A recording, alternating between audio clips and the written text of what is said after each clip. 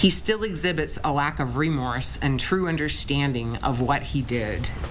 The state of Washington wants the Freeman school shooter to spend at least 3 decades behind bars. The long-awaited sentencing is finally underway. Caleb Sharpe's trial has been delayed for years, and today marks the start of closure so many families have waited for. Sharpe opened fire at Freeman High School nearly 5 years ago. The shooting sent shockwaves through the tight-knit Freeman community, and now they'll learn how long Sharpe will stay behind bars. Well, this is Sam Strahan. He was the student Sharpe killed in that shooting. 3 others were hurt. Sam's mom told us in an earlier interview she wants to see Sharpe get the maximum sentence. Esther Bauer is live with what the defense is asking for.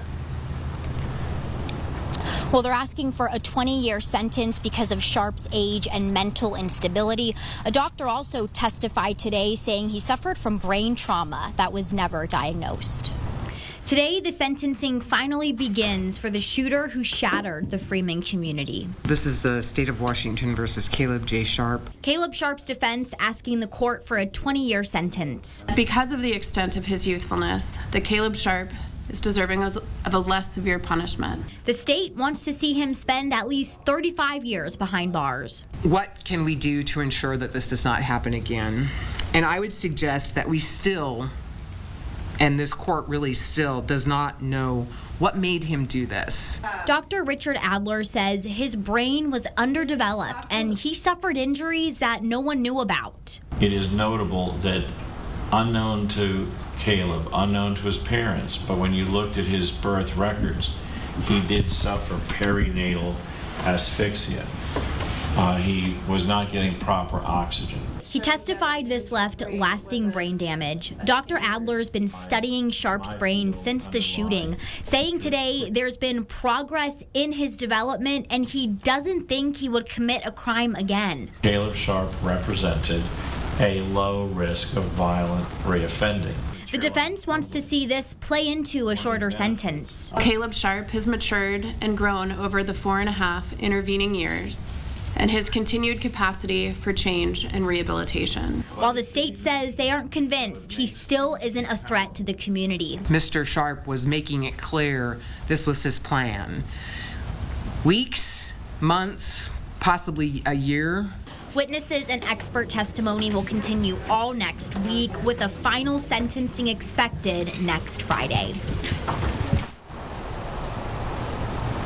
And the courtroom was full today. Sam's mom was there with other people from the Freeman community, and Sharpe also had family in court. Now, we are expecting to hear from both families next week.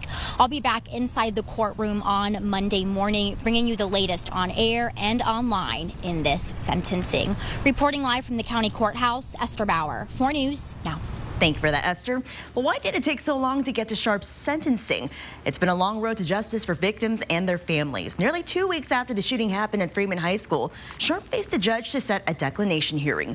His declination hearing was delayed several times until 2019, and that year, Sharpe pleaded not guilty to all charges.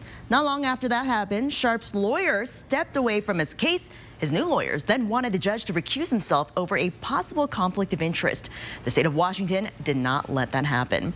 A trial date was then moved. Meanwhile, Sharpe's lawyers filed a motion to enter a plea of not guilty by reason of insanity. The judge denied the motion in August of 2021 until eventually Sharpe entered a guilty plea in January, with his sentencing starting today. We'll be covering the hearing all next week, and you can find all of our Freeman High School shooting coverage on KXLY.com and KXLY+.